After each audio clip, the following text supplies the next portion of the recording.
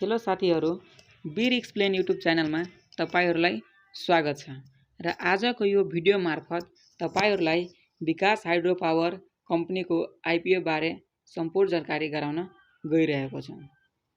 पहिला कुरा गरौँ कि विकास हाइड्रो पावर कम्पनीमा कति जना लगानीकर्ताले यस कम्पनीको आइपिओ हात पार्नेछ र यो कम्पनीको ओपनिङ प्राइस कति हुनेछ र यसबाट हामी कति फाइदा कमाउन सक्छौं भन्ने सम्पूर्ण जानकारी गराउन गइरहेको छु।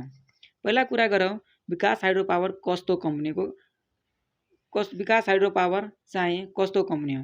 त विकास हाइड्रो पावर चाहिँ हाइड्रो पावर सेक्टरको कम्पनी हो र यो कम्पनीले 27,42,760 किता निष्कासन गरेको छ र हरेक किताको चाहिँ इस्यु प्राइस आरएस 100 रुपैयाँ रहेको छ र यो कम्पनीको चाहिँ इस्यु म्यानेजर प्रभु क्यापिटल्स रहेको छ।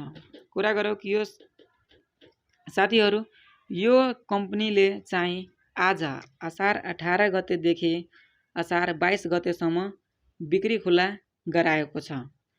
अर्थात् 18 गतेदेखि 22 गतेसम्म लगानीकर्ताहरूले यो कम्पनीको आइपिओ अप्लाई गर्न सक्नुहुनेछ।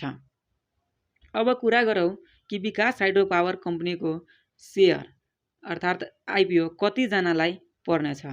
त जम्मा यो 2,74,276 लगानीकर्ताले यस कम्पनीको आइपिओ हात पार्नेछ र यो कम्पनीको चाहिँ इपिएस हेर्दा 1.55 रहेको छ। अब कुरा गरौँ कि विकास हाइड्रो पावरको ओपनिङ प्राइस कति हुनुहुन्छ अर्थात् यसको चाहिँ शेयर कारोबार हुँदाखेरि यसको ओपनिङ प्राइस कति हुन्छ।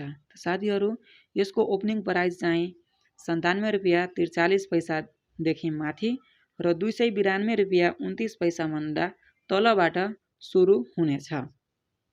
साथसाथै कुरा गरौँ कि यो कम्पनीबाट हामीलाई कति फाइदा हुनेछ।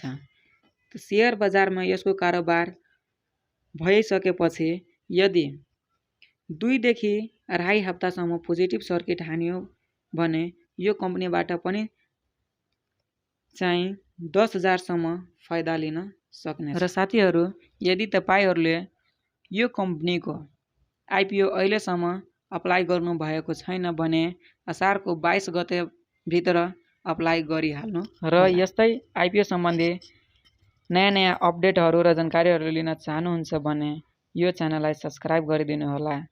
धन्यवाद।